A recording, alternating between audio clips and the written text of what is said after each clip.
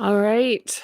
So I'm back and actually I just got back and so there's a little traffic right now, so I'm going to kind of wait it out, and I figured I'd just jump on cuz it's been a few days and I've been in this cadence doing these like pretty much every day. So missed you and I'm happy to be back. And the topic for today is responsibility. And so we're in the third hub and we're going through the basics and the themes. And just a reminder that, in each of the hubs, what we're doing is we're learning about really what the hub contains as far as our just inherent nature is concerned. And with that being said, just the parts of our self that are really influenced. So it's like, yeah, the parts of us that exist, and then we're gonna get into, like, what influences their development.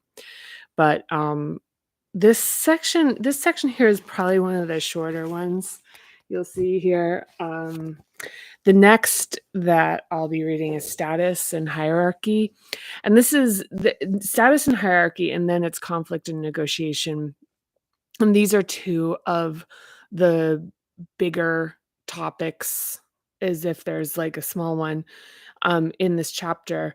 But these are 2 topics that have a lot of practical utility. So, one of the things that I've found, with folks in the Parinama for Beginners school, which is a 4-week class, um, I'm going to be leaving the recordings up for a little while longer. Those will be coming down um, once we wrap up, likely, possibly sooner. So check them out while they still are available. But this is a 4-week class, and I think one of the things that has been really, and it continues to be with Parinama, is the kind of like, yeah, like fist pump in the air moments for me, is that the feedback that I get is like a common thing is that this works relatively quickly, and also that there's immediate practical application. And I mean, yeah. And my aim is to find a way to make that immediateness and accessibleness even, with Paranormal Class, even more immediate and more accessible for more people. But so the status and hierarchy, negotiation and conflict, which actually will be the topic of class tomorrow. But anyway, not for here, not for now. There's that's later. One thing I'll say that is interesting as far as it relates to these upcoming 2 sections is these are ones right now in terms of, like, corporate, like, working like, being asked to come and speak and do some workshops with folks in professional settings. These 2 topics are really, um are, like, just kinda the ones almost everybody wants me to talk about, um, and rightfully so. Anyhow, blah bitty blah, enough from me. So, I'm gonna read responsibility, and as I sort of blurred it across the screen, it's only about a paragraph, but there's something in here. So, there's something in here, so let's go. So, responsibility. So, regardless of our age and position, there are 3 developmentally appropriate levels of responsibility: a child's, an adult's, and a parent's. These levels or roles can fluctuate depending on circumstances and situations.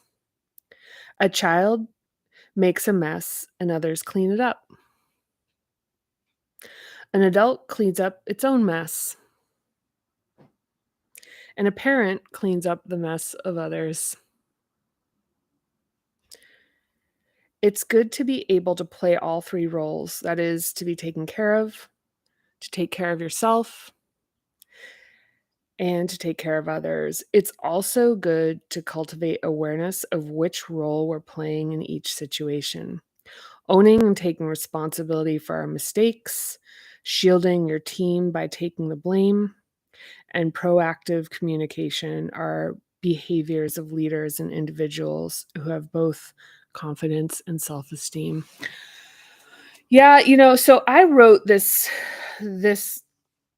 um or at least I would say I wrote it, but like the that kind of notion of like these layers of responsibility came up when um yeah, I don't know how specific I want to be about this because I don't want to but so it was in a I guess like business situation where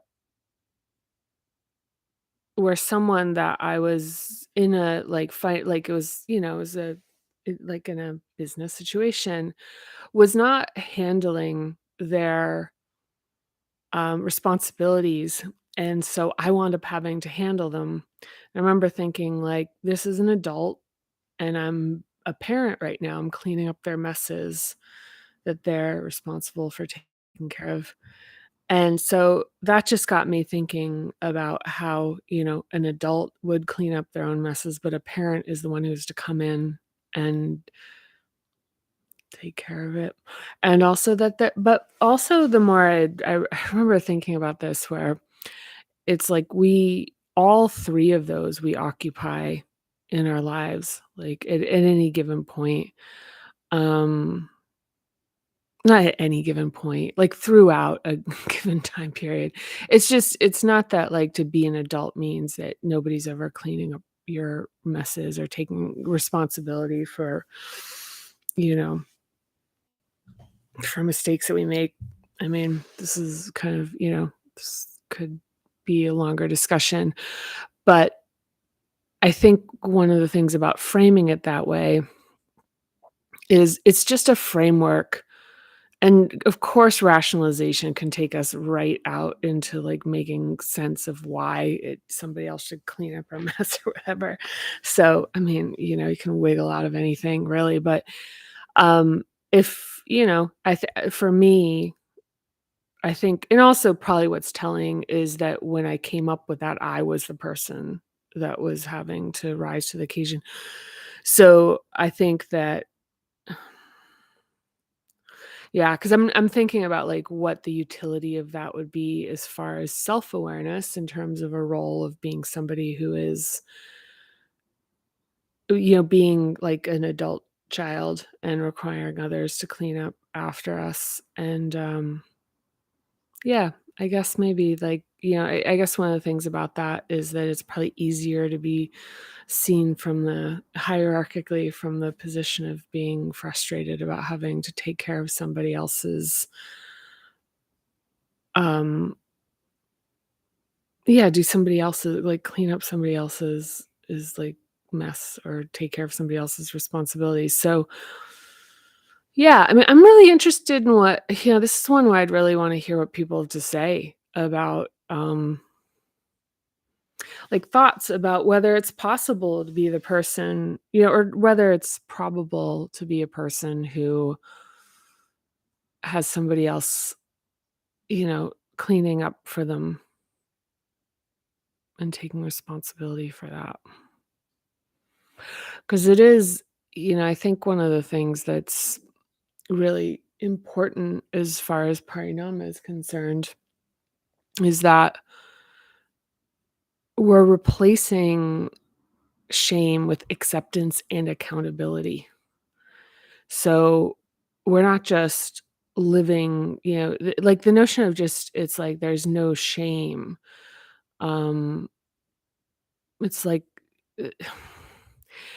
like we're taking away the feeling that the things that we do mean that we're inherently bad or flawed and it's shame being an emotion that overloads a nervous system and actually just kind of incapacitates us.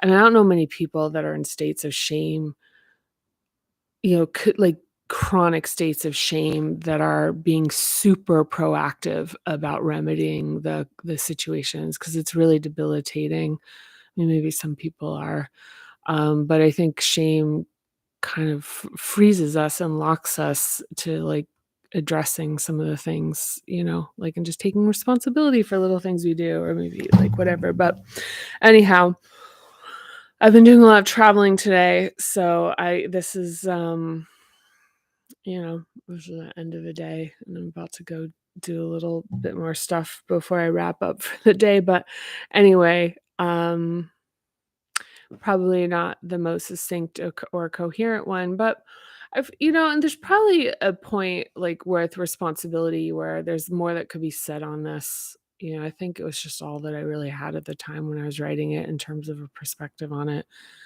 Um, but I mean, I guess, yeah, and I guess to just to that point, I mean, like, so in Pariama school, what we're talking about what we talked about last week is the 5 core needs at the, like, and it's in pacifiers. So that we really that we really hunger for at our core, in terms of, like, feeling safe and protected and attuned and seen, like, just and the thing is that the pacifiers are the vices that we reach for to reduce or eliminate the shame that we have about what we're doing when we're trying to actually soothe ourselves. But the thing is, that's not where it ends. It's like we also have to take responsibility for the impact that those behaviors have on both ourselves and others. I mean, if if a pacifier, for example, is, causing us to become unhealthy, or maybe, like, we don't like the way our body looks when, as a result of, how, what our habits are with food and exercise. It's like, without the shame, realize, like, I need to give myself this rest. I need to give myself this nourishment, this nurture. Um, and, the shame is what catches us on the back end. It's like sort of gets a, like, sort of 2 for 1, where it's like the shame for the activity and then the shame the, you know, for the outcome. And so it's more just like acceptance and accountability and responsibility and being able to see the outcome for those types of things.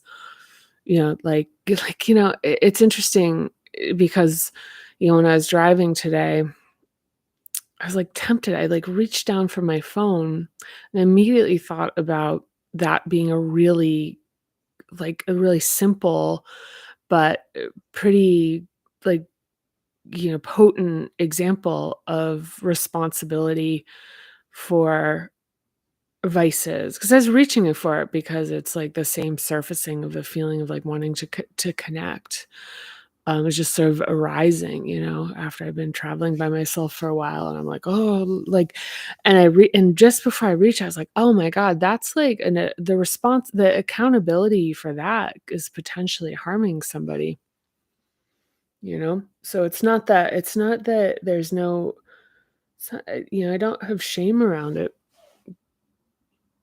But if but the th like, in the sense of just being like, "This means I'm a terrible person." Like, this activity defined me and holistically, like, kind of hijacked every fiber of my value as a human being, but I think that's the reconciliation without shame, to just say, "Wow, that's what I was doing. I felt kinda lonely, and I was reaching for my phone." Like, in this case, I caught myself, and I thought, "Wow, that's an interesting loop on that," which is how these core needs can lead to behaviors that could have potentially catastrophic consequences, and they do. And they do, and this, as far as responsibility is concerned, um,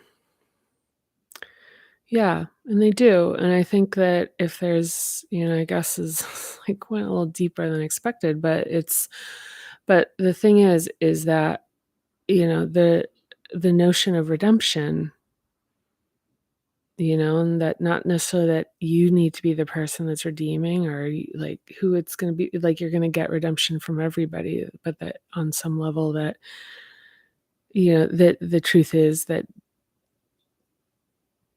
yeah, that we're worthy of it for the mistakes, I guess, we make. So, anyhow, that's a wrap for this. So, once again, thank you. Thank you. Thank you for interacting, for watching. Means a lot to me in terms of encouragement as far as to keep on going. Um, it's really exciting right now to be hearing from people. And it's really exciting as the book kind of starts to ripple out into the world and impact people, and um, hearing from people about how they're feeling, and even practical things that are happening, or holistic things just in terms of outlook shifting. Um, you know, yeah. And I'm really grateful to be part of it. It's a lot of, I mean, this is really, like, on one hand, this is really, this is like challenging and hard work, but it just means everything to me, because I want people to have what's possible in this, in whatever form is, like, aligns with their destiny. So anyway, that's a wrap for me. I totally love you lots, and please comment, anything that you have to say. I want to hear, any comments, any elaborations, any critiques. That, like I keep saying, it's like the weakness of this forum where I'm just talking to myself in the moment, is that it's not a discussion. And it's important is that this is, like, what I'm presenting is a starting point for, like, reflection, discussion. I think that these concepts evolve over time. I know they do, because I'm at different places relative, parallax and parallax wise, perspective wise on them myself. So really interested in where other people are at. So anyhow, thank you so much, and I will see you next time. Bye.